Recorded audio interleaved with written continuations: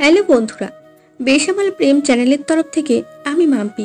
আমাদের ভিডিওগুলোর নোটিফিকেশন সবার আগে পেতে হলে নিচে থাকা সাবস্ক্রাইব বাটনটি ক্লিক করে পাশে থাকা বেল আইকনটি প্রেস করে নিন। আর আমাদের ভিডিওগুলোতে লাইক, শেয়ার, কমেন্ট করতে মোটেও ভুলবেন না। ধন্যবাদ সবাইকে। আজ থেকে আমাদের সকল সম্পর্ক এখানেই শেষ। তোমার কি মাথা ঠিক আছে? 4 বছর ধরে নিজে হাতে গড়া রিলেশনশিপ আর তুমি শেষ করে দিতে চাইছো? হ্যাঁ, আমি খুব ভেবে চিন্তে বলছি। আজ থেকে তুমি তোমার রাস্তায়, আমি আমার রাস্তায়। আর হ্যাঁ, আজকের পর থেকে আমাকে কল করার কোনো চেষ্টাও করবে না। বাই। নীলা দাঁড়াও, আমার একটা শেষ প্রশ্নের উত্তর দাও, তারপর তুমি চলে গেলেও আমি বাধা দেব না। হ্যাঁ, খুব তাড়াতাড়ি বল, আমার হাতে একদম সময় নেই। আমার কি দোষ ছিল যে আমাকে ছেড়ে চলে যাচ্ছ? তোমার কোনো দোষ নেই। দোষ তুমি গরিব। দোষ তোমার ভালো কোনো চাকরি নেই। আমার চাহিদা মেটানোর মতো কোনো টাকা নেই। আমি গরিব, এটা কি আমার দোষ? আর আমার ভালোবাসার কি কোনো মূল্য নেই তোমার কাছে? ভালোবাসা? আজকাল ভালোবাসার কোনো মূল্য হয় না। যা হয় তা শুধুই আবেগ। আর হ্যাঁ, কালকে আমার বিয়ে, দেশের নামকরা টপ বিজনেস ম্যাগনেটের সাথে। তুমি কিন্তু অবশ্যই আসবে। হ্যাঁ, অবশ্যই আসবো। তোমার বিয়ে আর আমি আসবো না? তোমাকে আমার তরফ থেকে সেরা উপহার দেব। ঠিক আছে, অপেক্ষায় থাকবো। এই কথাগুলো বলে নীলা চলে গেল, আর আমি নীলার যাবার পথের দিকে তাকিয়ে নীরবে চোখের পানি ফেলছি এবং ভাবছি, আমি গরিব, এটা আমার দোষ যার জন্য নীলা আমাকে ছেড়ে চলে গেল? আপনারা কমেন্ট বক্সে বলবেন, আসলে গরিব হওয়া কি কোনো দোষের কিছু? আর হ্যাঁ, আপনাদের তো আমার পরিচয় দেইনি। আমি হলাম মোহাম্মদ হৃদয় আহমেদ, আর যার সাথে এতক্ষণ কথা বললাম সে হচ্ছে আমার প্রেমিকা অধরা ইসলাম নীলা। নীলার সাথে 4 বছর আগে আমার প্রথম দেখা হয় রেল স্টেশনে। তখনই আমার ওকে খুব ভালো লাগে, কিন্তু হঠাৎ ভিড়ের মাঝে হারিয়ে যাই। হয়তো ভাগ্য আমাদের জোড়া লাগাবে, তার জন্য আমার সিট নীলার সাথে পড়ে। সিটে বসার পর নীলা আমাকে প্রশ্ন করে, হ্যালো মিস্টার, আপনার নাম জানতে পারি? জি, আমাকে বলছেন? এখানে আপনি ছাড়া কেউ আছে নাকি? আমি মোহাম্মদ হৃদয় আহমেদ। আপনি? আমি নীলা, অধরা ইসলাম নীলা। তা কোথায় যাচ্ছেন? ঢাকায় যাচ্ছি বাবা মার স্বপ্ন পূরণের জন্য, ভালো একটা ভার্সিটিতে ভর্তি হওয়ার উদ্দেশ্যে। আমিও ঢাকায় যাচ্ছি। তা আপনার বাবা মা কি করেন? বর্তমানে পৃথিবীতে নেই। মানে? কিছুদিন আগে এক দুর্ঘটনায় তারা। আর বলতে পারলাম না, চোখ দিয়ে অঝরে পানি পড়তে লাগলো। আমি সরি, আসলে আমি আপনাকে কষ্ট দিতে চাইনি। যার জীবনটাই কষ্টের মহা কারখানা, তাকে আর কি নতুন করে কষ্ট দেবেন? এরপর আরো অনেক বিষয়ে কিছু কথা বলতে বলতে আমাদের গন্তব্যস্থান ঢাকায় পৌঁছে গেলাম। নেমে গেলাম জীবন যুদ্ধে। হ্যাঁ, এটাই আসল জীবন যুদ্ধ। নিজে ইনকাম করে নিজের পড়ালেখা সহ যাবতীয় খরচ নিজে জোগাড় করতে হবে। এখন আমি বুঝি যে পৃথিবীতে বেঁচে থাকার দ্বিতীয় অক্সিজেন হচ্ছে বাবা মা। এসব কাহিনী কথা চিন্তা করে হাঁটতেছি, হঠাৎ পিছন থেকে একজন ডাক দিল, হৃদয় বলে। আমি পিছন দিকে ফিরে তাকাতেই অবাক, কারণ পিছনে ছিল আমার স্কুল জীবনের ছোটবেলার বন্ধু আপন। আমি তো আপনকে দেখে জড়িয়ে ধরেছি। কি ব্যাপার দোস্ত, তুই ঢাকাতে কেন? আর আঙ্কেল আন্টি কেমন আছে? বাবা মার কথা শুনে ওর সামনে আমি কান্না করতেছি। কি ব্যাপার, তুই কান্না করছিস কেন? আমাকে বল, কি হয়েছে? তারপর আপনকে আমার জীবনের সব কথা বললাম, আর বাবা মা অ্যাক্সিডেন্টের ব্যাপারে বললাম। আপন শুনে আমাকে সান্ত্বনা দিয়ে বলল, তোকে সবসময় শক্ত থাকতে হবে এবং মন দিয়ে লেখাপড়া করে তোর বাবা মার স্বপ্ন পূরণ করতে হবে। তার জন্য যত সহযোগিতা প্রয়োজন আমি করব। এখন চল আমার বাসায়, তোকে দেখলে মা নিশ্চয়ই খুব খুশি হবে। হ্যাঁ চল, তোদের মতো বন্ধু থাকলে একজন মানুষের পক্ষে অসম্ভব কিছুই থাকে না। তারপর আমি এবং আপন দুজনে মিলে আপনদের বাড়িতে গেলাম। আন্টি তো আমাকে দেখে মহা খুশি এবং আমাকে তাদের সাথে থাকতে বলেছে। তারপর কিছুক্ষণ গল্প করার পর আন্টি বলল, আপন, হৃদয়কে নিয়ে তো রুমে গিয়ে ফ্রেশ হয়ে আয়, আমি খাবারের ব্যবস্থা করছি।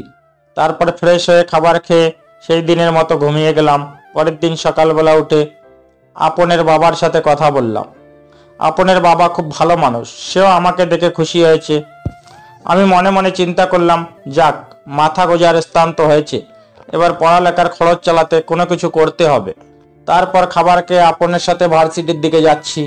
এমন সময় আবারও নীলার সাথে দেখা। হাই, কেমন আছেন? আলহামদুলিল্লাহ ভালো, আপনি? ভালো। তা আপনার সাথে উনি কে? আমার বন্ধু আপন। আর আপন, ইনি হচ্ছেন নীলা, ট্রেনে দেখা হয়েছিল। হাই নীলা। হাই। তো এবার যাওয়া যাক। আপনকে উদ্দেশ্য করে বললাম। হ্যাঁ চল, দেরি হয়ে যাচ্ছে। তারপর ভার্সিটি থেকে ভর্তি হয়ে বাড়িতে ফিরলাম। আসলে আমার রেজাল্ট ভালো থাকায় এত ব্যাগ পোয়াতে হয়নি। আপনের সাথে ঘোরাফেরা করতে করতে আজকের দিন খুব ভালোভাবে শেষ হয়ে গেল। রাতে খুব তাড়াতাড়ি খাবার খেয়ে ঘুমিয়ে পড়লাম, কারণ কালকে থেকে আমার ক্লাস শুরু। আর হ্যাঁ, আপন ও আমার সেম ইয়ার, ওরও ক্লাস আছে, তাই আমার সাথে আপনও ঘুমিয়ে পড়ল। পরের দিন খুব তাড়াতাড়ি উঠে খাবার খেয়ে আপনের সাথে ভার্সিটিতে পৌঁছালাম। তারপর ক্লাসে ঢুকে আপনের সাথে বসে আছি, এমন সময় পেছন থেকে কে যেন বলে উঠল, আপনি এখানে? পিছনে তাকাতেই আমি আবারও 333 ভোল্টের শক খেলাম, কারণ পিছনে ছিল নীলা। আপনি এখানে? কেন, আসতে মানা নাকি? তা হবে কেন, আগে কখনো দেখিনি, তাই তো জিজ্ঞেস করলাম। আপনি কি এখানে আগে থেকেই পড়েন? হুম। তাহলে আপন আপনাকে চিনল না কেন? কে বলেছে চিনে নাই? এমনি না দেখার ভান করেছে। তো মনোযোগ দিয়ে ক্লাস করেন, আমি যাই, একথা বলে নীলা চলে গেল। অন্যদিকে দেখি আপন একটা মেয়ের সাথে কথা বলছে। আমি তাদের কাছে গিয়ে শুনি। প্লিজ বাবু, রাগ করো না। কালকে হৃদয়ের সাথে ভার্সিটিতে আসছিলাম, তাই আর তোমার সাথে দেখা করতে পারিনি। কে হৃদয়? আর ভার্সিটিতে কেন? আমি গিয়ে তাদের কাছে গিয়ে আপন কিছু বলার আগেই বললাম, জি আমি হৃদয়, আর কালকে আমার ভর্তির জন্য এসেছিলাম। ও সরি আপন, আমার ভুল হয়ে গেছে। না সমস্যা নেই। হৃদয়, তোর সাথে পরিচয় করিয়ে দেই, ও হচ্ছে হিমু, আমার জিএফ। হাই। হাই। আচ্ছা, তাহলে আমি আপনাকে কি বলে ডাকবো, ভাবি নাকি আপু? কেন হিমু বলে ডাকবা? আর তুই করে আপনকে যেভাবে ডাকো। আচ্ছা, তাহলে তোকেও তুই করে ডাকতে হবে। তাহলে বন্ধু। হিমু আঘাত এগিয়ে দিয়ে বলল। আমিও আঘাত এগিয়ে দিয়ে বললাম, বন্ধু। তারপরেই হিমুর সাথে কথা বলতে বলতে ক্লাসে ছাড় চলে আসেন। আজকে ভার্সিটিতে আমার প্রথম ক্লাস, একটু সংকোচ বোধ করলেও সবকিছু ক্লাস মনোযোগ দিয়ে করলাম। ক্লাস শেষে, হৃদয় চল আজ আড্ডা দিব। হ্যাঁ চল, আজ সারাদিন খুব মজা করব। আপনারা হয়তো ভাবছেন রাকিব, সোয়ান এরা আবার কে?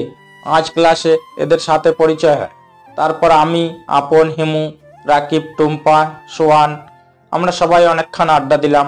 সন্ধ্যায় আমি এবং আপন ওদের সবাইকে বিদায় জানিয়ে বাড়িতে এসে খাওয়া দাওয়া শেষ করে ঘুমের রাজ্যে পাড়ি দিলাম।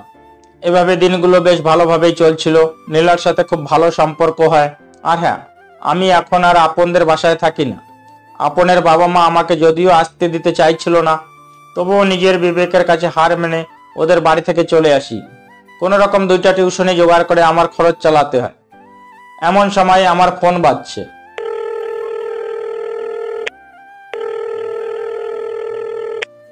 হ্যালো, আসসালামু আলাইকুম। সালামের উত্তর নিয়ে। কোথায় তুমি? কেন, বাসায়। ভার্সিটিতে আসবে না? যাবো তো। ও আচ্ছা, তাড়াতাড়ি এসো, তোমার জন্য একটা সারপ্রাইজ আছে। কি সারপ্রাইজ? ওটা সিক্রেট, বলা যাবে না, যখন দিব তখনই জানবে।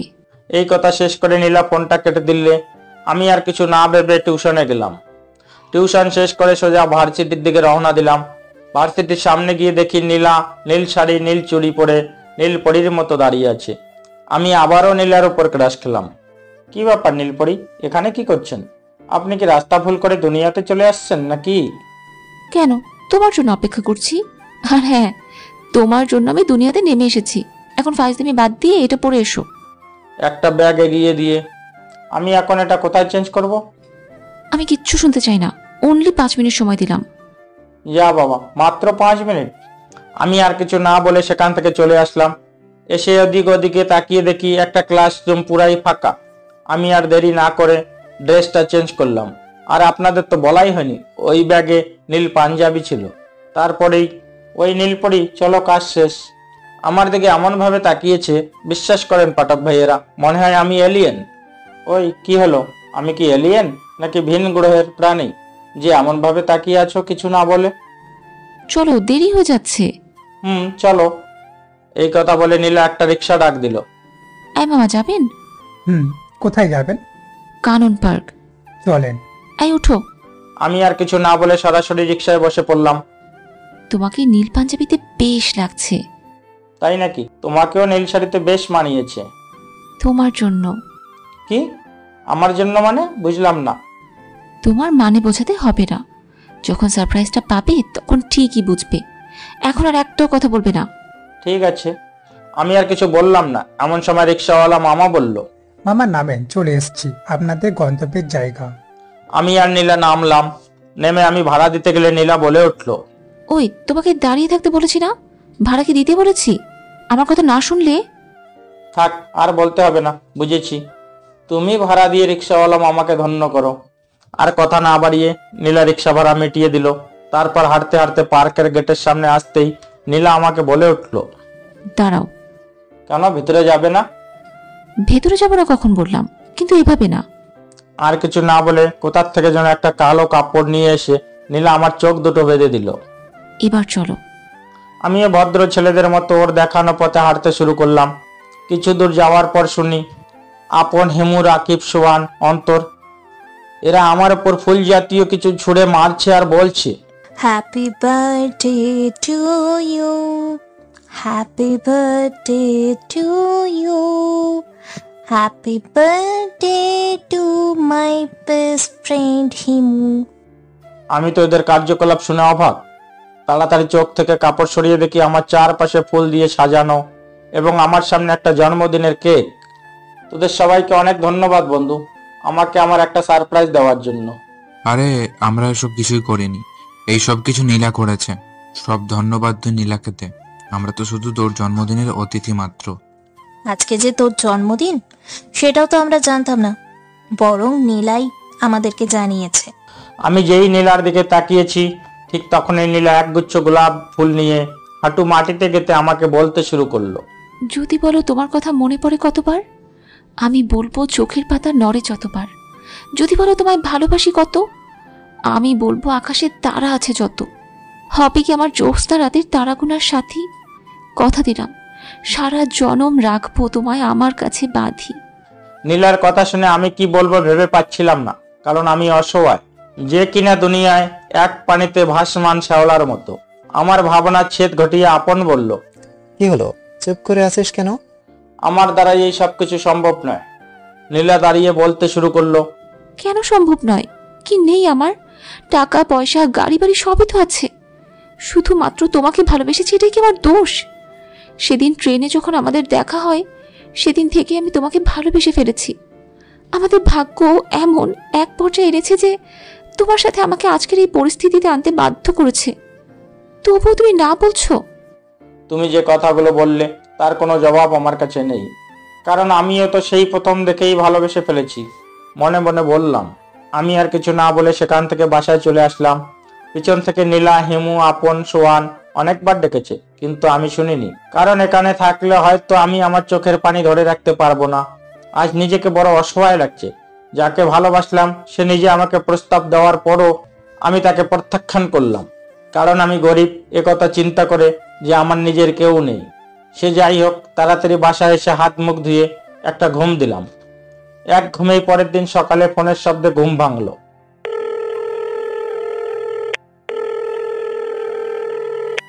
ফোন হাতে নিয়ে দেখি নীলার 30+ কল, তার সাথে আপন, সোহান, হেমু, অন্তর তো আছেই। আরো নীলার নাম্বার থেকে 2টি SMS দেখলাম। সেখানে নীলা লিখেছে, তুমি যদি এবার ফোন রিসিভ না করো তবে আমি আত্মহত্যা করব। এই মেসেজটা দেখে আমার মনের ভেতরটা যেন আটকে ওঠে।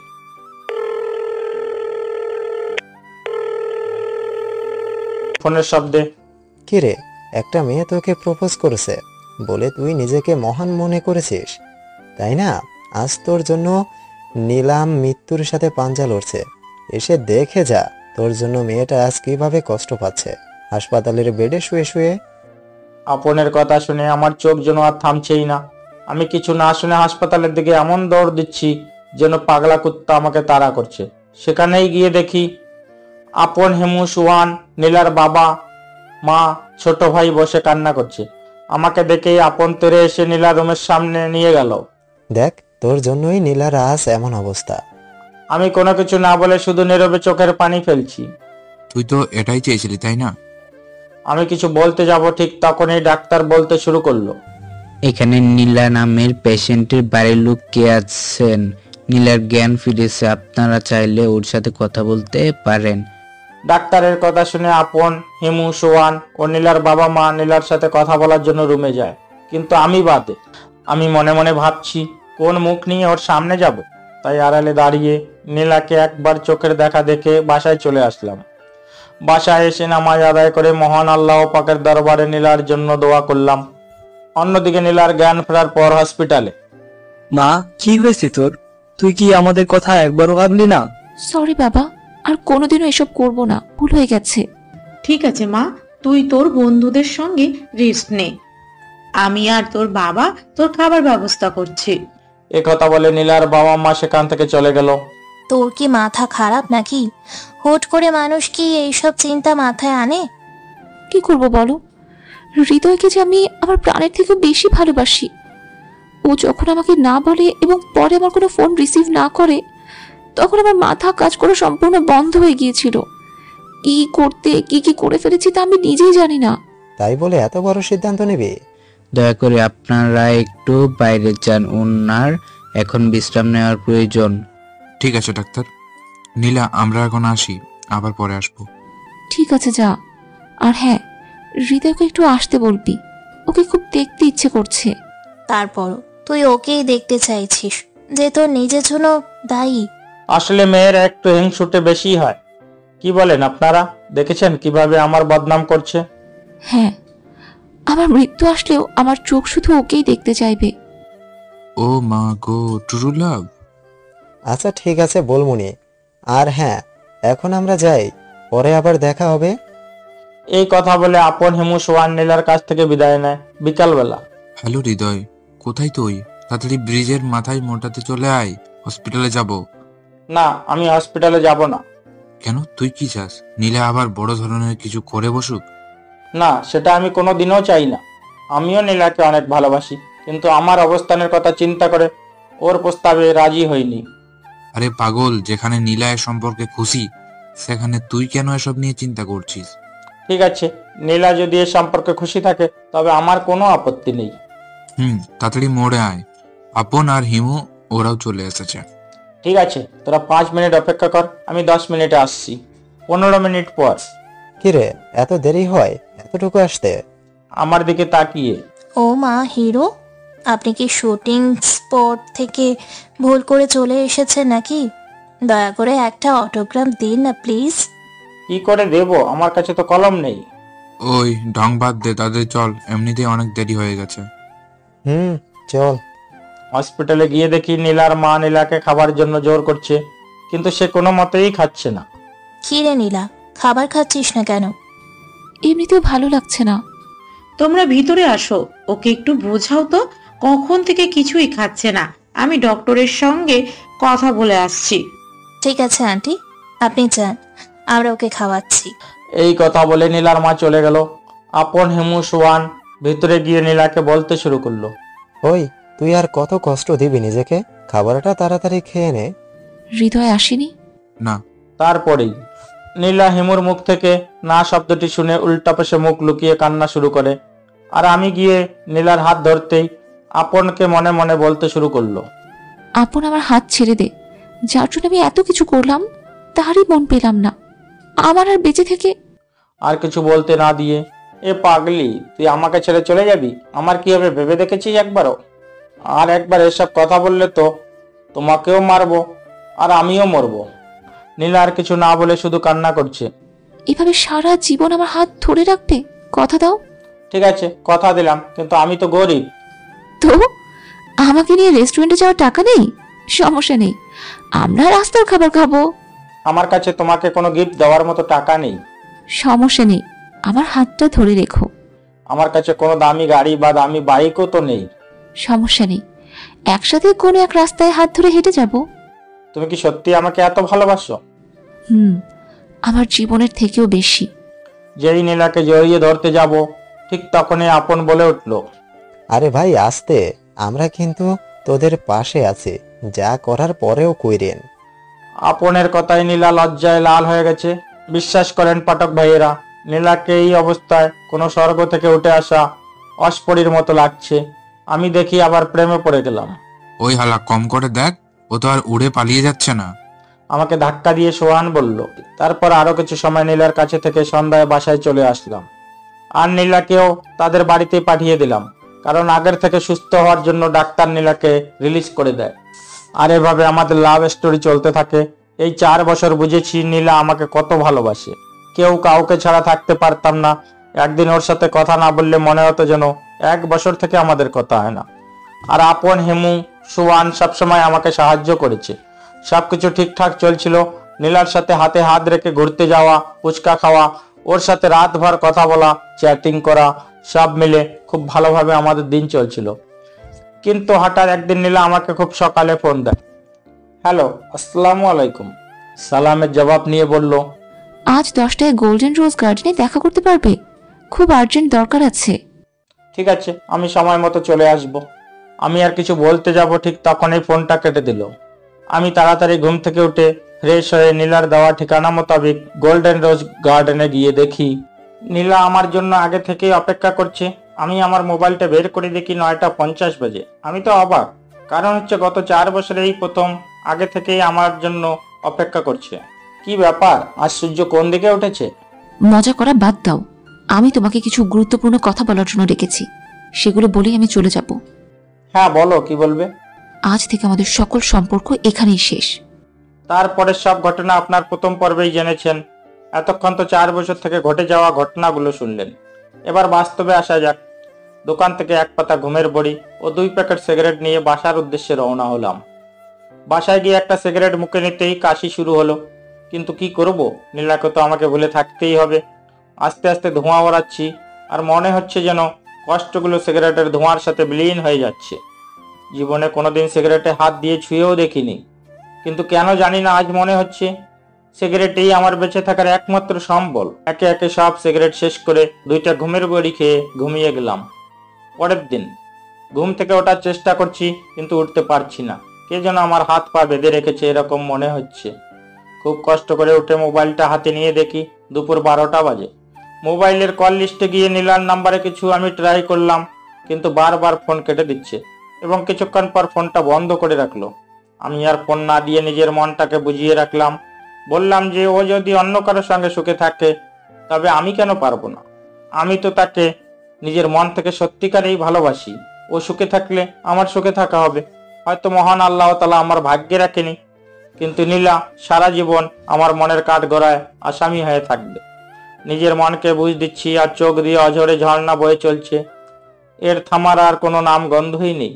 তখন মনে পড়লো রাতের কথা, যে রাতে সিগারেটের ধোঁয়ার সাথে আমার কষ্ট কিছুটা হলেও কমেছিল। তাই সিগারেট আনার জন্য যেই বাইরে বের হতে যাব, ঠিক তখনই দরজা খুলেই দেখি আমার চাচা বাইরে দাঁড়িয়ে আছে। কি ব্যাপার, আপনি এখন কি করছেন? আমি বেঁচে আছি কিনা মরে গেছি তা দেখতে এসেছেন, নাকি মরিনি এর জন্য মারতে এসেছেন? বাবারে, আমাকে ক্ষমা করে দে। আমি আমার ভুল বুঝতে পেরেছি, তাই তোর বাবার যত সম্পত্তি ছিল সব আমি তোর নামেই করে দিয়েছি। তুই আমাকে ক্ষমা করে দে বাবা। এ কথা বলবে যে চাচা আমার পা ধরতে যাবে। ছি ছি, কি করছেন চাচা? আপনি আপনার ভুল বুঝতে পেরেছেন, সেটাই বড় কথা। হ্যাঁ রে বাবা, আমি তোর সঙ্গে খুব বড় অন্যায় করেছি, যার জন্য হয়তো মহান আল্লাহ তাআলা আমাকে এত বড় শাস্তি দিয়েছেন। কি হয়েছে আপনার চাচা? তোর বাবার সকল সম্পত্তি আমি চালাকি করে নিয়ে যেদিন তোকে বাড়ি থেকে বের করে দিয়েছি, তার কিছুদিন পরে জানতে পারি যে আমার ব্লাড ক্যান্সার হয়েছে। আমি আর এই পৃথিবীতে কিছুদিনের অতিথি মাত্র। না চাচা, আমি আপনার কোনো কিছু হতে দেব না। আমি আপনাকে দরকার পড়লে সারা পৃথিবীর ভালো ভালো ডাক্তার নিয়ে এসে অপারেশন করাবো, তবু আমি আপনাকে মরতে দেব না। আমার হাতে আর সেই সময় নেই। চল, তোকে তোর সম্পত্তির সকল দায় দায়িত্ব দিয়ে আমি শান্তিতে মরতে চাই। আপনি এসব কথা বলবেন না প্লিজ। ঠিক আছে, বলবো না, চল। তারপর আর কোনো কিছু না বলে বাইরে বের হয়ে দেখি আমার সবচেয়ে প্রিয় গাড়ি। তারপর গাড়ির ভিতরে গিয়ে আমি আর চাচা বসলাম, আর গাড়ি তার আপন গতিতে ছুটতে শুরু করলো। আর হ্যাঁ, আপনাদের তো বলাই হয়নি, আমি গরিব না। আসলে আমার বাবা ছিল বাংলাদেশের একজন টপ বিজনেসম্যানের মধ্যে একজন। এটা শুধু গল্পে, কেউ সিরিয়াস নেবেন না প্লিজ। আসলে আমার বাবার অ্যাক্সিডেন্টের পর সকল সম্পত্তি আমার চাচা আত্মসাৎ করে আমাকে বাড়ি থেকে বের করে দেয়। তারপর আপনারা সবই জানেন আমার জীবন যুদ্ধ সম্পর্কে। তো যাই হোক, আপনাদের সাথে কথা বলতে বলতে আমার গন্তব্যস্থানে পৌঁছে গেছি। চাচা নামেন। হ্যাঁ। গাড়ি থেকে নেমে আমি আর চাচা আমাদের ফ্যাক্টরির দিকে এগিয়ে চললাম। তখন কিছু শ্রমিক আমার দিকে এমনভাবে তাকিয়ে আছে যে আমি যেন কোনো অজানা গ্রহের প্রাণী।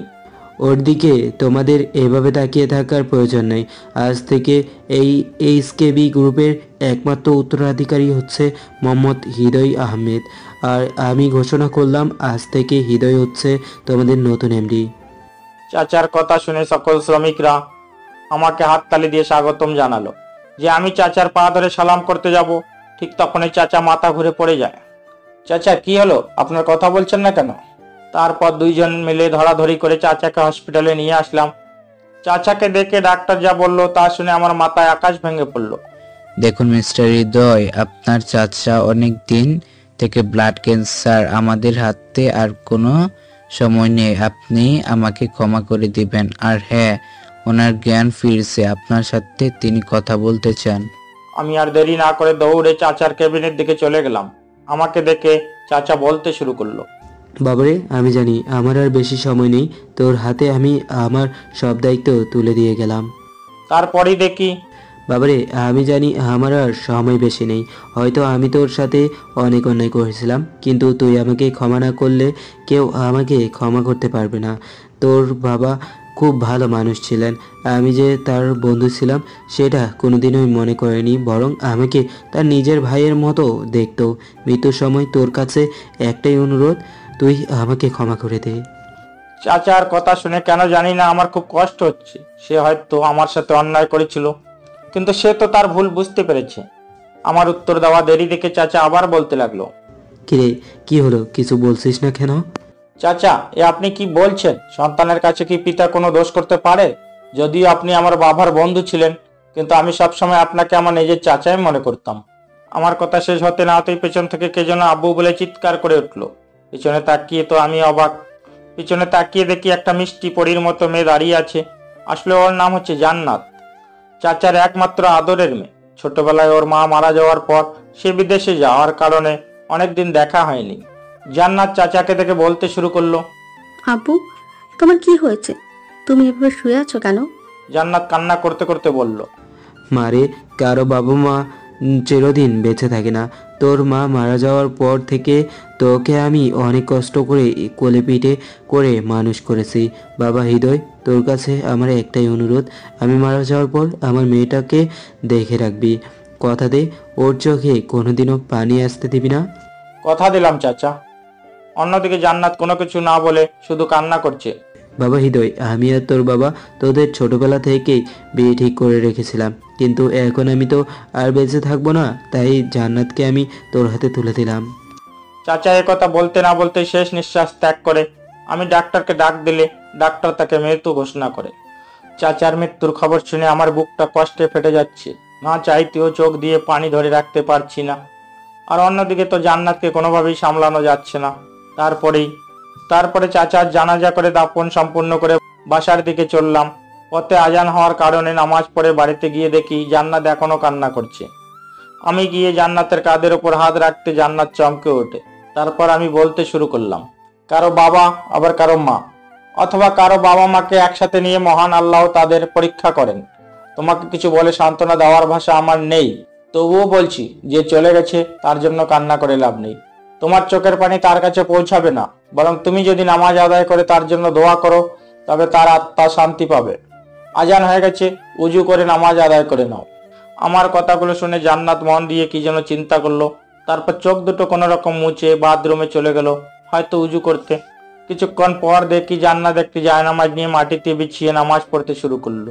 আর এদিকে আমি নীলার কথা প্রায় ভুলেই গেছি। ওর কথা মনে পড়লে মনটা খুব খারাপ হয়ে যায়। কিন্তু আমার মনে হয় নীলা আমার দুঃস্বপ্ন ছিল, যে স্বপ্নগুলো পূরণ না হওয়াই ভালো। আমার ভাবনায় ছেদ ঘটিয়ে জান্নাত বলল, আমার না খুব ক্ষুধা পেয়েছে। জড়সড় হয়ে ছোট বাচ্চার মতো জান্নাত বলল, ঠিক আছে তুমি বসো, আমি তোমার জন্য খাবার ব্যবস্থা করছি। আমার ফোনটা বের করে দেখি রাত 12টা বাজে। এখন খাবার কোথায় পাবো? তাই নিজেই খাবার তৈরি করার জন্য রান্নাঘরে গেলাম। আসলে আগে নিজের খাবার আমি নিজেই তৈরি করতাম, তাই আমার খাবার তৈরি করতে কোনো সমস্যা হয় না। কোনো রকম কিছু খাবার বানিয়ে টেবিলে রেখে জান্নাতকে ডাকতে এসে দেখি জান্নাত ঘুমাচ্ছে। এ অবস্থায় যে জান্নাতকে কত সুন্দর লাগছে তা আপনাদের বলে বোঝাতে পারবো না। ওকে এত সুন্দর লাগছে যে জান্নাত থেকে যেন নেমে আসা কোনো অস্পরি আমার সামনে ঘুমিয়ে আছে। 4 বছর নীলা রিলেশনে থাকার পরও ওকে দেখে যে ফিলিংস না হয়, জান্নাতকে দেখে তার থেকে বেশি ফিলিংস হয়। হয়তো মহান আল্লাহ তাআলা নীলাকে নয় জান্নাতকে আমার জন্য বানিয়েছে। তার দিকে যতই তাকিয়ে থাকি ততই যেন নেশার মতন ঘোর লেগে যায়। সবচেয়ে আকর্ষণীয় হচ্ছে ওর ঠোঁট, যা আমাকে চুম্বকের মতো আকর্ষণ করে। ওর দিকে তাকিয়ে থাকতে থাকতে কখন যে সকাল হয়ে গেছে তা আমি কল্পনাও করতে পারিনি। জান্নাত ওঠার আগেই উজু করে ফজরের নামাজ আদায় করলাম। তারপর রান্নাঘরে গিয়ে নিজের সাধ্য মতো রান্না তৈরি করলাম। খাবারগুলো টেবিলে রাখতেই দেখি জান্নাত আমার দিকে খুব করুণ দৃষ্টিতে তাকিয়ে আছে। কি ব্যাপার, ঘুম কেমন হলো? এসব খাবার তৈরি খেয়ে নাও। আপনি শুধু শুধু আমার জন্য এত কষ্ট করছেন। শুধু শুধু মানে? শুধু শুধু নয় তো কি, আমি একটা মেয়ে, যেখানে আমার খাবার তৈরি করার কথা সেখানে আপনি। আর বলতে দিলাম না। ওই আপনি কি, হ্যাঁ তুমি বলে ডাকা যায় না? আর হ্যাঁ, তোমাকে রান্না করতে হবে না, এখন আসো খেয়ে নাও, আমার আবার অফিসে যেতে হবে। আমার ধমক শুনে জান্নাত আর কিছু না বলে চুপচাপ বসে পড়লো, কিন্তু খাচ্ছে না। কি ব্যাপার, খাচ্ছ না কেন? আমার এ কথা বলতেই জান্নাতের চোখের দিকে তাকিয়ে দেখি জান্নাত কান্না করছে। এ তুমি কান্না করছো কেন? খাবার পছন্দ হয়নি? না, সেটা না, আব্বুর কথা খুব মনে পড়ছে। আব্বু আমাকে সবসময় খাইয়ে দিত, এখন তো আর তিনি নেই, তাই খাবার সময় তার কথা খুব মনে পড়ছে। ও এই ব্যাপার, এদিকে এসো, আমি খাইয়ে দিচ্ছি। না না, আপনাকে কষ্ট করতে হবে না। আপনি কি অফিসে যান? তোমাকে না বললাম আমাকে তুমি করে বলতে? আর হ্যাঁ, আমি যা বলেছি তাই, আমার কথার উপর কোনো কথা বলবে না। তারপরে আমার ধমকের সঙ্গে জান্নাত ছোট বাচ্চার মতো আমার দিকে একটু এগিয়ে বসলো, আর আমিও ছোট ছোট লোকমা করে ওর মুখে খাবার তুলে দিতে থাকলাম। আসলে আমি চাচ্ছিলাম যে জান্নাতকে খাইয়ে দেই, কিন্তু একথা বলতে সাহস হয়ে ওঠে না। কিন্তু জান্নাত যখন বলল তখন মেঘ না চাইতে বৃষ্টির মতো হলো। আমি 12 পর্বে বলছিলাম যে জান্নাতের মা মরার পর বিদেশে চলে যায়। আর আপনারা তো জানেন যে আমার বাবা মার অ্যাক্সিডেন্ট হওয়ার পর ওদের সাথে কোনো যোগাযোগ হয়নি। তারপর চাচার মৃত্যুর সময় হসপিটালে জান্নাতের সাথে আমার দেখা হয়। 13 পর্বে আমি লিখেছিলাম যেখানে জান্নাত বলেছিল যে আমার বাবা সবসময় তাকে খাইয়ে দিত বলে কথা। তার কথা খুব মনে পড়ছে। এক পাঠক ভাই প্রশ্ন করছিল যে জান্নাত তো বিদেশে ছিল, কিন্তু তার বাবা তো আর বিদেশে ছিল না, কিভাবে জান্নাতকে তার বাবা সবসময় খাইয়ে দিত? আসলে এই বিষয়ে আমি বলবো, বাবা মা হচ্ছে বেঁচে থাকার জন্য সন্তানের দ্বিতীয় অক্সিজেন। তাদের আদরের কোনো তুলনা হয় না। আর যখন তাদের মধ্যে যে কোনো একজন না ফেরার দেশে পাড়ি জমান, তখন তাদের স্মৃতিগুলো সবসময় মনে পড়তে থাকে। এখানেও তাই হয়েছে। যখন জান্নাত তার বাবার কাছে থাকতো তখন সবসময় তার বাবা তাকে খাইয়ে দিত। এই জন্য তার বাবার মৃত্যুর পর খাবার টেবিলে গিয়ে তার বাবার কথা মনে পড়ছে। আশা করি সবাই এই বিষয়টা বুঝেছেন। এতক্ষণ গল্পটা অন্য টপিকে আনার জন্য দুঃখিত। এবার চলুন গল্পে আসা যাক। আমি জান্নাতকে খাইয়ে দিচ্ছি, আর জান্নাত খুব তৃপ্তি সহকারে খাচ্ছে। ওর মুখে যে কি মায়া, শুধু মন চায় যে সারাদিন শুধু ওর মুখের দিকে তাকিয়ে থাকি। তারপর খাওয়া দাওয়া শেষ করে অফিসের দিকে চললাম। যদিও অফিসের পুরাতন কর্মচারীরা প্রায় সবাই আমাকে চিনে, তবু নিজেকে এক নতুন আঙ্গিকে তৈরি করলাম। তারপর জান্নাতের কাছ থেকে বিদায় নিয়ে অফিসের দিকে রওনা হলাম। গাড়িটা নিয়ে অফিসের সামনে গিয়ে আমি অবাক। আসলে অফিসের গেটের সামনে গিয়ে হর্ন দেওয়ার সাথে সাথে দারোয়ান দরজা খুলে দেয়। আমি ভিতরে তাকাতেই দেখি অফিসের সকল স্টাফরা ফুল নিয়ে দাঁড়িয়ে আছে, আর অফিসটাও খুব ভালো করে সাজানো হয়েছে। গাড়ি থেকে নামতে সবাই ফুল দিয়ে শুভেচ্ছা জানালো। সবার সাথে শুভেচ্ছা বিনিময় শেষে আমি আমার কেবিনে ঢুকতেই আগের সবকিছু মনে পড়তে শুরু করলো। আসলে এই কোম্পানিটা আমার আব্বু খুব যত্ন সহকারে সাজিয়েছিলেন, কিন্তু আব্বু আম্মুর অ্যাক্সিডেন্টের পর চাচা, মানে জান্নাতের আব্বু, নকল কাগজ দেখিয়ে আমাকে বাড়ি থেকে বের করে দেয়। তারপর সব ঘটনা তো আপনারা সবাই জানেনই। এসব ঘটনা মনে পড়তেই নিজের অজান্তেই চোখের কোণ বেয়ে পানি পড়তে শুরু করলো। ম্যানেজারের কথায় আবার বাস্তবে ফিরে এলাম। বাবা হৃদয়, আমি জানতাম তুমি আসবেই। এই এইচকে অফ ইন্ডাস্ট্রিজ তোমার আব্বু নিজ হাতে করে রেখে গেছেন, আর সেটা অন্য কেউ অন্যায়ভাবে দখল করবে, সেটা মহান আল্লাহ তাআলা কোনোদিন মেনে নেবেন না। আসলে আঙ্কেল, মানুষের কপালে মহান আল্লাহ তাআলা তার জন্মের সময় সবকিছু লিখে দেন। আমার কপালে যা লিখেছিলেন তাই হয়েছে। আসলে আগের কথাগুলো মনে করে আর কষ্ট বাড়াতে চাই না, যা হবার তা হবেই। আসলে আমি তোমাকে পরীক্ষা করার জন্য এই কথাগুলো বললাম। তুমি আমার পরীক্ষায় ফুল নাম্বার পেয়েছো, তুমি কোম্পানির বস হওয়ার যোগ্যতা রাখো। আপনারা সবাই আমার পাশে থাকলে এবং আমার জন্য মন ভরে দোয়া করলে আমার কাছে কোনো কাজেই কঠিন মনে হবে না। এখন তুমি কাজ করো, কোনো সমস্যা হলে আমাকে ডাক দিও। এ কথা বলে ম্যানেজার চলে গেল আর আমি আমার নিজের মতো কাজ করতে থাকলাম। সারাদিন কাজ শেষে বাড়ির দিকে রওনা হলাম। আসলে আজ প্রথম দিন ছিল, তাই কাজ বুঝতে বুঝতে দিন পার হয়ে গেছে। হঠাৎই রাস্তার পাশে লক্ষ্য করে দেখি দুজন বাচ্চা ছেলে রাস্তার পাশে শুয়ে কাতরাচ্ছে। আমি তাড়াতাড়ি গাড়ি থেকে পানির বোতল বের করে নিয়ে তাদের সামনে গিয়ে বলি, কি ব্যাপার, তোমরা এভাবে শুয়ে আছো কেন? নাও পানি খাও। দুজনে পাগলের মতো পানি খেতে থাকলো। তোমাদের নাম কি আর কেন এভাবে রাস্তার পাশে শুয়ে আছো? আমার নাম ইয়াসিন এবং ওর নাম হচ্ছে আকিবুল। আজকে প্রয়োজনের তুলনায় কম ভিক্ষা পাবার জন্য আমাদের বাইর করে দিছে। কি তোমাদের দিয়ে ভিক্ষা করানো হয়? হ্যাঁ স্যার, যেদিন ভিক্ষা কম পায় সেদিনকে খাবারও দেয় না, রাইতে থাকতেও দেয় না। ওই এতিমখানায় যে দেখাশোনা করে ওই লোকটি খুব খারাপ। ওদের কথা শুনে যতটুকু বুঝলাম ওরা এতিমখানায় থাকে। কি বলছো তোমরা? তোমরা যে এতিমখানায় থাকো তার নাম কি? না স্যার, কইতে পারবো না, ওরা জানলে পরে আমাদের খুব মারবে। তোমরা এটা নিয়ে চিন্তা করো না, তোমরা শুধু এই এতিমখানার নাম বলো, তোমাদের কথা কেউ জানতে পারবে না।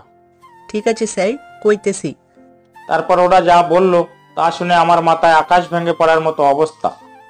আমরা যে এতিমখানায় থাকি তার নাম হচ্ছে HKB আহমেদ শিশু সদন এতিমখানা। ওদের মুখ থেকে এই এতিমখানার নাম শুনে আমার মাথার উপর আকাশ ভেঙে পড়লো। কারণ হচ্ছে এই এতিমখানাটা আমার আব্বু প্রতিষ্ঠা করেছিল এবং যাদের দায়িত্ব দিয়েছিল তারা যে এরকম কাজ করবে তা আমার জানা ছিল না। কি বলছো তোমরা? চলো আমার সাথে, দেখি কে তোমাদের দিয়ে ভিক্ষা করায়। আজ তাকে উচিত শিক্ষা দেব। না স্যার, আমরা যেতে পারবো না। ওরা যদি জানে যে আমরা আপনাকে এসব বলেছি তাহলে আমাদেরকে আর খেতে দিবে না আর থাকতে দেবে না ওখানে। তোমরা কোনো চিন্তা করো না, দেখো আমি কি করি। ওরা থাকে সেখানে নাকি সেখানে তোমরা থাকো সেটা পরে দেখবো। এই কথা বলে আকিবুল এবং ইয়াসিনকে গাড়িতে তুলে এতিমখানার দিকে চললাম। অন্যদিকে জান্নাত বসে বসে শুধু হৃদয়ের কথা ভাবছে। সে সকালের কথাগুলো মনে করে একা একাই মিটে মিটে হাসছে। যে সকালে তাকে হৃদয় কত পরম যত্নে খাইয়ে দিয়েছে। হৃদয় আসছে না দেখে সে বারবার ফোন হাতে নিয়ে হৃদয়কে ফোন করার কল্পনা করে, কিন্তু কোনো এক অজানা টানে সে কল দিতে পারে না। সে মনে মনে বলছে, কি ব্যাপার, এখনো হৃদয় আসছে না কেন? ওকে ছাড়া তো আমার ভালো লাগছে না। তাহলে কি আমি ওকে ভালোবেসে ফেললাম? না না, হে কি ভাবছি আমি? এসব নিয়ে চিন্তা করতে থাকে জান্নাত। এসব নিয়ে যেন ওর দ্বিধাদ্বন্দ্বের শেষ নেই। অপরদিকে হৃদয় ইয়াসিন এবং আকিবুলকে সাথে নিয়ে এতিমখানার সামনে চলে আসে। তোমাদের কি বলেছি মনে আছে তো? হ্যাঁ স্যার, খুব ভালো করে মনে আছে। তাহলে তোমরা যাও, আমি যা বলেছি তাই করো। তারপর ওরা আমার কথা অনুযায়ী এতিমখানার ভিতরে গেলে এতিমখানার খাদেম বলতে শুরু করলো, কিরে, তোদের সাহস তো কম না? আমি তোদের বের করে দেওয়ার সত্ত্বেও তোরা কার হুকুমে এখানে চলে এসেছিস? আমি পিছন থেকে বলে উঠলাম, আমার হুকুমে।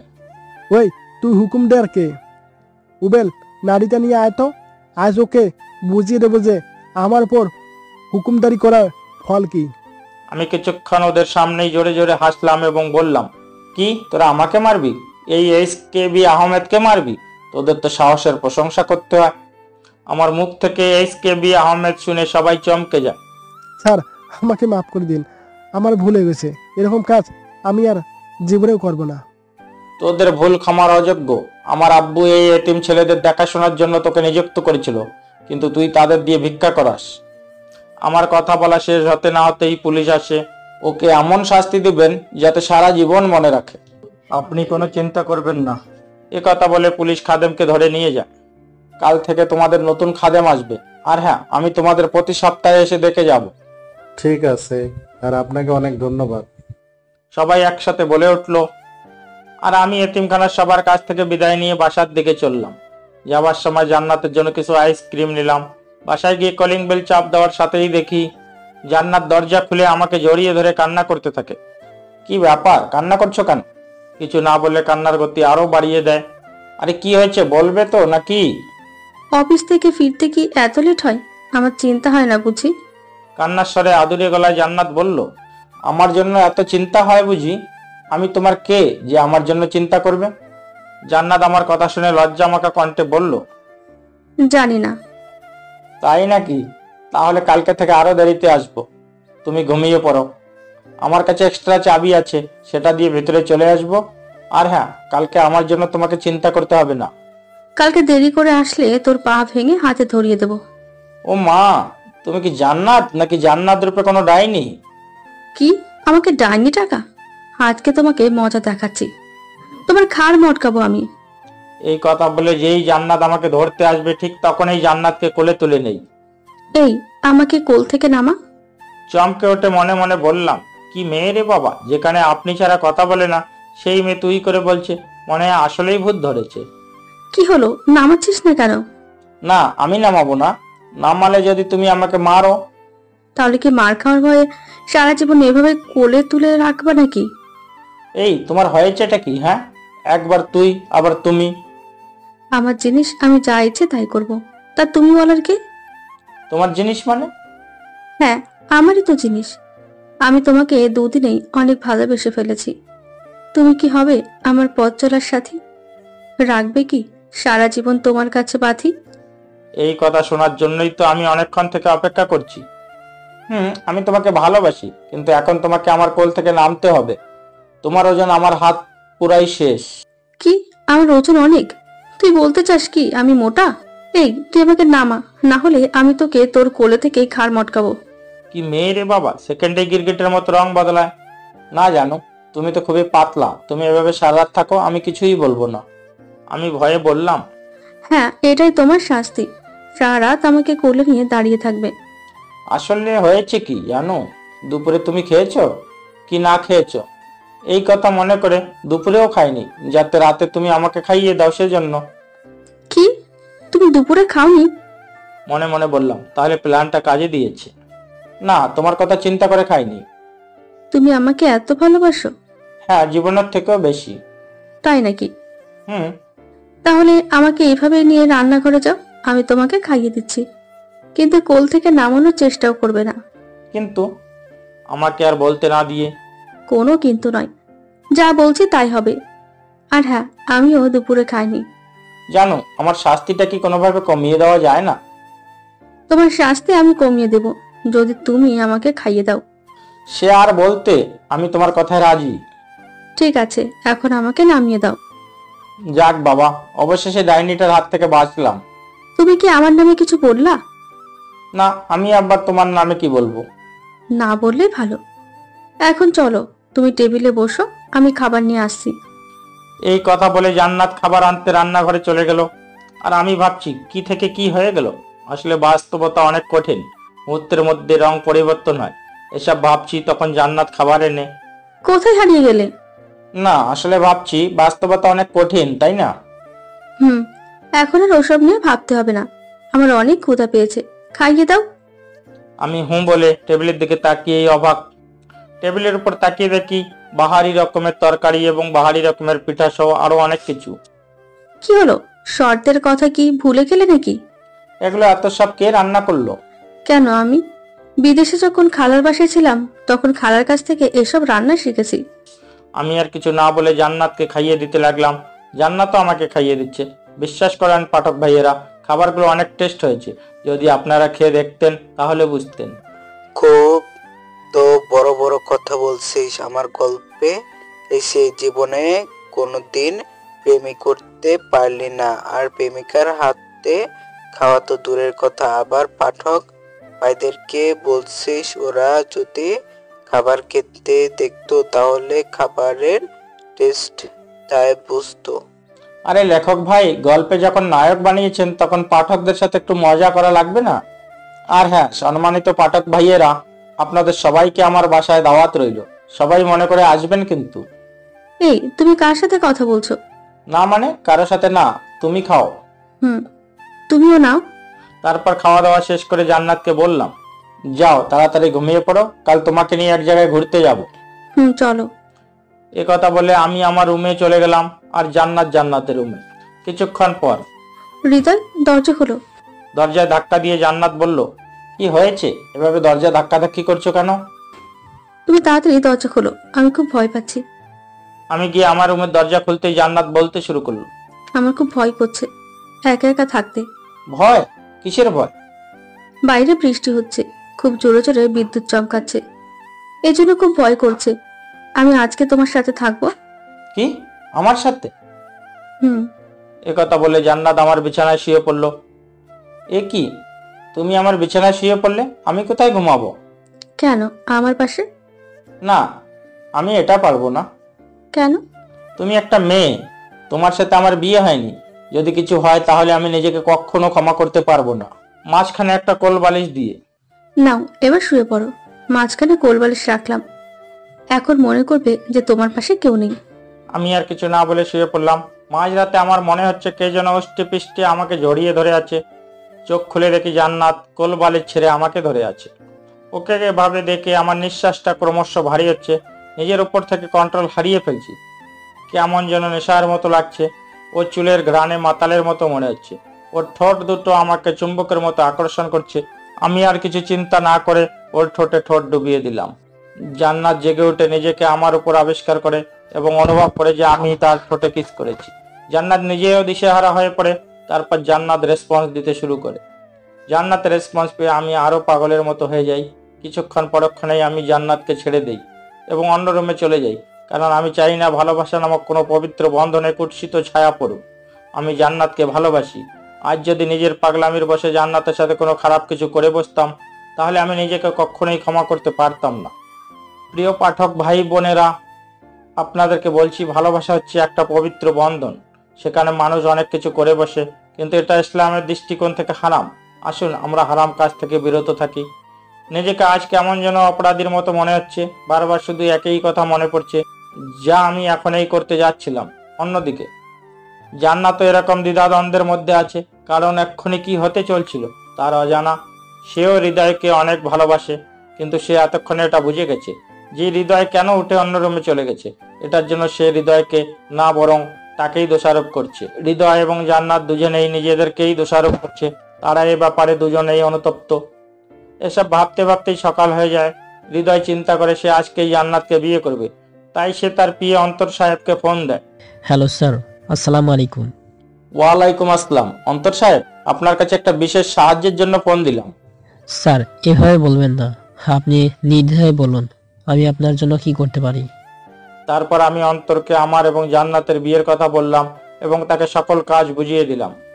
জি স্যার, আপনার কোনো চিন্তা করতে হবে না, আমি সময় মতো সব কাজ করে রেখে দিব।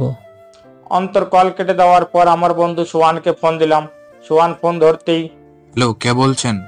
তো দুলা ভাই চিনেছি এখন, আমি মজা করে বললাম। সরি, আপনি ভুল নাম্বারে কল করেছেন। আমার তো বোনই নেই, দুলাভাই আসবে কোথা থেকে?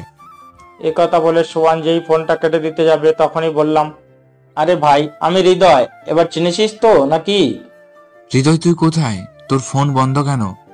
আমি আপন হিমু তোকে অনেক খুঁজেছি কিন্তু পাইনি। যেখানেই গেলি আমাদের তো বলে যেতে পারতি, তাই না? নীলা না হয় বিশ্বাসঘাতকতা করেছে, কিন্তু আমরা তো আর করিনি। কান্না করতে করতে সোহান বলল, এটাই হয়তো সত্যিকারের বন্ধুত্ব। আসলে ভাই, সেদিন এমন পরিস্থিতি হয়েছিল যে তোদের বলার সময়টুকু পাইনি। কি এমন হয়েছিল যে আমাদের না বলে তুই চলে গেলি? তাহলে শোন। তারপর আমি সেদিনের পর থেকে সব ঘটনা বলতে শুরু করলাম। চাচার কথা, জান্নাতের কথা সব বললাম। আর এটাও বললাম যে আজ আমার আর জান্নাতের বিয়ে, তাই আপন আর হিমুকে নিয়ে সোহান যেন কাজী অফিসে আমাদের জন্য অপেক্ষা করে। আচ্ছা দোস্ত, তুই কোনো চিন্তা করিস না, আমরা ঠিক সময়ে পৌঁছে যাব। ঠিক আছে বলে ফোনটা কেটে দিলাম। তারপর ফ্রেশ হয়ে যেই বাইরে যাব, ঠিক তখনই জান্নাত আমার সামনে এসে বলতে শুরু করলো, আসলে কালকে যে ঘটনাটা হয়েছে তার জন্য সরি। সরি তো আমার বলার কথা, কারণ আমি নিজেকে কোনোভাবে কন্ট্রোল করতে পারিনি। ঠিক আছে, আর সরি বলতে হবে না, রান্না শেষ হয়েছে, খেতে এসো। চলো। তারপর আমি আর জান্নাত খাওয়া শেষ করে, তুমি না বলেছিলে আজ আমাকে ঘুরতে নিয়ে যাবে? যাও, তাড়াতাড়ি রেডি হয়ে আসো। তুমিও রেডি হয়ে নাও। আর কিছু না বলে আমিও রেডি হয়ে নিলাম, কিন্তু জান্নাতের এখনো রেডি হওয়া শেষ হয়নি। মেয়েদের যে রেডি হতে কত সময় লাগে তা তারাও জানে না। জান্নাত, তুমি এসো, আমি গাড়িতে বসলাম। কিছুক্ষণ পর, হায় রে, মেয়ে মানুষ সাজতে কি এত সময় লাগে নাকি? এই তো এসে গেছি। আমি ওর দিকে তাকাতেই আবার ক্রাশ খেলাম, কারণ জান্নাত আজকে আমার পছন্দের নীল শাড়ি পরেছে, সাথে নীল চুড়ি, খোপায় ফুল, ঠিক যেন নীল পরি। আমি ওর থেকে চোখ ফেরাতে পারছি না। কি হলো মিস্টার এইচ.কে.বি. আহমেদ, অমন করে কি দেখছেন? ওরই দেখি। ও তাই নাকি? এখন চলুন, দেরি হয়ে যাচ্ছে। হ্যাঁ উঠো। আমি আর জান্নাত দুজনে মিলে প্রথমে কাজী অফিসে চললাম। কাজী অফিসের সামনে গাড়ি দাঁড় করাতেই জান্নাত প্রশ্ন করলো, এটা তো কাজী অফিস, এখানে কেন নিয়ে আসলে? এখানে মানুষ কিসের জন্য আসে? ঠিক তখনই পেছন থেকে কে যেন জড়িয়ে ধরলো। পিছনে ফিরে দেখি সে আর কেউ নয়, সে হচ্ছে হেমু। আমি হেমুকে কিছু বলতে যাব, তার আগে জান্নাত বলতে শুরু করলো, এই মেয়ে, তুমি বলা নেই ক নেই ওকে জড়িয়ে ধরেছ। নিজের হবু বরকে জড়িয়ে ধরে কি কিছু বলতে হয় নাকি? হেমু আমাকে চোখ মেরে বলল যাতে আমি ওর সাথে অভিনয় করি। হবু বর মানে? হৃদয়? ইনি কে আর কি বলছে? আমার দিকে জিজ্ঞাসা দৃষ্টিতে তাকিয়ে জান্নাত বলল, হৃদয় কি বলবে? আজকে আমাদের বিয়ে, তাই তো এখানে এসেছি। আর হৃদয় এই ঝগড়াটে মেয়েটাকে? ও হচ্ছে জান্নাত, চাচার মেয়ে। আমার মুখ থেকে এই কথা শুনে জান্নাত আর নিজেকে কোনোভাবে কন্ট্রোল করতে পারলেন না, সবার সামনেই কান্না শুরু করে দিল। এদিকে আমি হেমুর কার্যকলাপ দেখে মনে মনে হাসছি। হৃদয়, ইনি কান্না করছে কেন? মনে হয় খুশিতে কান্না করে দিচ্ছে, তাই না জান্নাত? ওই, তুই আমার সাথে আর কথা বলবি না। এই কথা বলে যেই জান্নাত চলে আসতে যাবে ঠিক তখনই আমি ওর হাত ধরে ফেললাম। ওই হাত ছাড়, না হলে কিন্তু খুব খারাপ হবে। জান্নাতের কথা শুনে হেমু জোরে জোরে হাসতে শুরু করলো এবং হেমুর সাথে আমিও। আবার দাঁত বের করে হাসছিস কেন? হাত ছাড়বি নাকি চিৎকার করব? দোস্ত, ভাবি দেখি খুব রাগ করেছে, আজ তো তোকে শেষ করে ফেলবে। হেমুর মুখ থেকে ভাবি নাম শুনে জান্নাত আশ্চর্য হয়ে তার চোখের পানি মুছে। আর আমি, সব দোষ তোর। মাথায় হালকা করে একটা চড় মেরে বললাম, আমি কি করব, ভাবলাম তোর হবু বউকে একটু জ্বালানো যাক। তখন এই পিছন থেকে আপন বলতে শুরু করলো, তুমি আবার ভাবিকে কি বললে? ভাবি কান্না করছে কেন? আপনি এসব কি বলছেন? কিছুই তো বুঝতে পারছি না। তোমার কিছু বুঝতে হবে না, ভেতরে আসো, সব নিজেই বুঝতে পারবে। আর হ্যাঁ, এ হচ্ছে আমার বন্ধু আপন। আর এতক্ষণ যে তোমার সাথে অভিনয় করলো সে হচ্ছে আপনের জিএফ হেমু। 1 মিনিট দাঁড়া। আবার কি হলো? আমি আপনের জিএফ না, আমি আপনের বউ। মানে? মানে হচ্ছে হিমু আমার বিয়ে করা বউ। বাবা মায়ের সম্মতিতে আমাদের বিয়ে হয়েছে। কিরে, এখনো যাচ্ছিস না কেন? চল। আরে ভাই, মন খারাপ করিস না, তোকে আমাদের বিয়ের জন্য ট্রিট দিমুনি। থাক, লাগবে না। তারপর কাজী অফিসের ভেতরে গিয়ে বিয়ের সমস্ত কাজ শেষ করে আমি, জান্নাত, সোহান, আপন, হেমু আমরা সবাই মিলে এতিমখানার বাচ্চাদের জন্য কাপড় এবং খাবার কিনে সেখান থেকে সোজা এতিমখানায় গেলাম। সেখানে গিয়ে তাদেরকে এসব দিয়ে বাসায় চলে আসলাম। বাসায় এসে জান্নাত তো পুরাই শখ, কারণ অন্তর বাড়িটাকে খুব সুন্দর করে সাজিয়েছে। কি হলো, সবাই ভেতরে চলো। এটা কি তোর বাসা? কেন? না, এমনি বললাম আর কি। তারপর সবাই বাড়ির ভেতরে গিয়ে তো আরো অবাক, কারণ বাইরের চেয়ে ভেতরে আরো সুন্দর করে সাজানো হয়েছে। আমাদের ভাবনার ছেদ ঘটিয়ে অন্তর বলল, স্যার, আপনার কথা মতো সব কাজ কমপ্লিট। আপনি চাইলে সবকিছু ঘুরে দেখতে পারেন। তার আর দরকার নেই, আপনাকে অনেক ধন্যবাদ। স্যার, ধন্যবাদের প্রয়োজন নেই, এটা আমার দায়িত্ব। আর হ্যাঁ স্যার, ম্যাডামের জন্য পার্লার থেকে লোক এসেছে, ম্যাডামকে রুমে পাঠিয়ে দিন। এই কথা বলে অন্তর চলে গেল। দোস্ত, তোর ভাবিকে নিয়ে রুমে যা এবং আমার মনের মতো সাজিয়ে দিস। বাস্তবে নয়, বিয়ে নাই করলাম তাই কি হয়েছে, গল্পে যখন বিয়ে করেছি বউকে ভালো করে সাজানো দরকার, তাই না? তুই কোনো চিন্তা করিস না। তারপরে হেমু জান্নাতকে নিয়ে রুমের ভেতরে চলে গেল। আমি, সোহান, আপন 3 বন্ধু মিলে অনেকদিন পর আড্ডা দিতে লাগলাম। ওদের সাথে আড্ডা দিতে দিতে কখন যে গভীর রাত হয়ে গেছে তা আমি কল্পনাও করতে পারিনি। তখন এই হেমু এসে বলল, কিরে, তুই এখনো এখানে আড্ডা দিচ্ছিস কেন? ভাবি তোর জন্য অনেকক্ষণ থেকে অপেক্ষা করছে, যা রুমের ভিতরে যা। দোস্ত, আমার না খুব ভয় করছে। তুই আজকে জান্নাতের সাথে যা করেছিস, আজকে রুমে গেলে হয়তো আমাকে মেরেই ফেলবে। যা রুমে যা, বেঁচে থাকলে কাল দেখা হবে। বন্ধু, যাই রে, যদি থাকি বেঁচে আবার আসিব ফিরে বন্ধু তোদের মাঝে। বাহ বাহ, বস বাহ, কি কবিতা বললেন। কবিতাকে ছোড়ো আর ওকে ধরে বাসর ঘরে ঢুকিয়ে বাঁশ দিয়ে দাও। বস, তাই কর। এ কথা বলে ওরা 3 জন মিলে আমাকে বাসর ঘরে ঢুকিয়ে দিয়ে গেল। আমি ভিতরে গিয়ে দেখি জান্নাত খাটের উপর বড় একটা ঘোমটা টেনে বসে আছে। আমি হালকা করে একটা কাশি দিতেই একটু নড়ে চড়ে উঠলো। কিন্তু আমি তো শুনেছিলাম বাসর ঘরে বউ নাকি স্বামীর পা ছুঁয়ে সালাম করে, কিন্তু জান্নাত তো সালাম করবে দূরের কথা, কাছেই আসছে না। আমি আবার কাশি দিলাম। এবার জান্নাত নিজের ঘোমটাটা খানিকটা তুলে আমার দিকে আসতে লাগলো। ওর এদিকে আসা দেখে আমি তো ভয়ে শেষ, কিন্তু সব ভাবনার অবসর ঘটিয়ে জান্নাত আমাকে পায়ে হাত দিয়ে সালাম করলো এবং বলল, এসো আমরা 2 রাকাত নফল নামাজের মাধ্যমে আমাদের বিবাহিত জীবনের সূচনা করি। চলো। তারপর দুজনে উজু করে এসে মহান আল্লাহ তাআলার দরবারে 2 রাকাত নফল নামাজ আদায় করে নিলাম। কালকে যা করতে পারিনি আজ তা করে দেখাবো আমি। তো না করলো কে? এ কথা বলে জান্নাত নিজেই আমার উপর ঝাঁপিয়ে পড়লো। আর তারপরে কি হলো সব ইতিহাসের পাতায় লেখা আছে। সমাপ্ত বন্ধুরা, আমাদের পরবর্তী গল্প খুব শীঘ্রই আসবে। ততক্ষণ সবাই সুস্থ থাকুন, ভালো থাকুন, আর এইভাবেই আমাদের পাশে থাকুন। সাথে পুরো গল্পটা কেমন লাগলো জানাতে ভুলবেন না। ধন্যবাদ। আল্লাহ হাফেজ।